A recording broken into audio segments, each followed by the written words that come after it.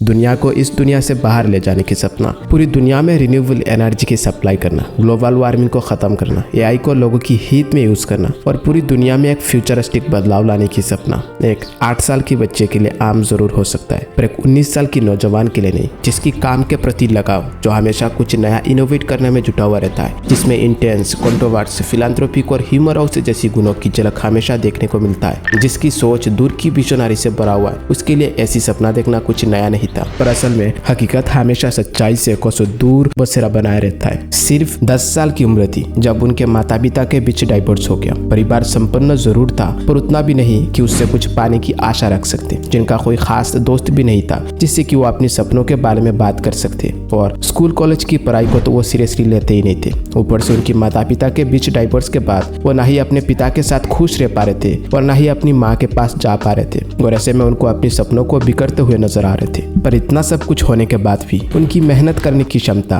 किसी काम को पूरा करने की जुनून, फ्रेंड लाइक ब्रदर और अपने गोल के प्रति क्लियरेंस रखने के कारण ही वो अपनी ट्रैक से इतनी जल्दी बिखर नहीं गए और बना दिया अपनी फास्ट इनोवेशन, एक गेम जिसको उन्होंने $500 में बेच दिया। और इस तरह उनको एक रास्ता मिल गया अपनी सपनों को पूरा करने का। वो एक इनोवेशन करते और उसको बेच देते, और उससे जितना पैसा मिलता उससे वो एक नया स्टार्टअप खोल लेते। प्लान काफी शानदार था, जिसके लिए वो जी जान लगाकर मेहनत भी करते थे। कभी कभी ऑफिस में सो जाते तो कभी कभी दिन भर खाना खाना ही भूल जाते। परिवार तो मानो उनका था ही नहीं, पर कहते हैं ना, कुछ देने से पहले किस्मत भी एक बार परीक्षा लेती है। उनके साथ भी यही हुआ जब उन्होंने अपनी सारी जिंदगी भर की पूंजी अपनी एक नई स्टार्टअप एरोस्पेस में लगा दिया, पर अपनी पहली कोशिश में ही एरोस्पेस अपनी फास्ट मिशन में फेल हो गया, और इस तरह उनको एक जबरदस्त फाइनेंशियल धक्का लगा। फिर दूसरी, फिर तीसरी, और फिर ऐसा एक वक्त आ गया जब उनको अपनी घर तक बेचना पड़ा अपनी फाइनेंशियल सिचुएशन को हैंडल करने के लिए। पर प्रॉब्लम्स हमेशा नहीं रहते, उनकी मेहनत भी रंग लाई जब 28 सितंबर 2008 को एरोस्पेस अपनी फास्ट मिशन में कामयाब हुआ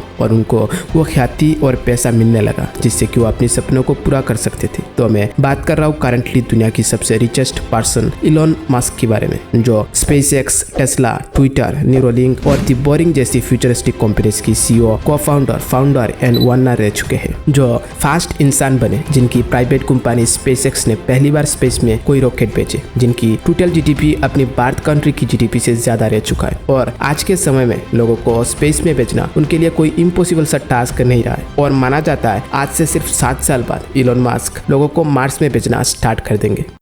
तो ये था दुनिया की सबसे रिचेस्ट पर्सन इलॉन मस्क की स्टोरी। अगर आपको ये स्टोरी पसंद आया है तो आप हमारे चैनल को सब्सक्राइब जरूर कर देना, ताकि आने वाले वक्त में आपको ऐसी स्टोरीज मिलती रहे।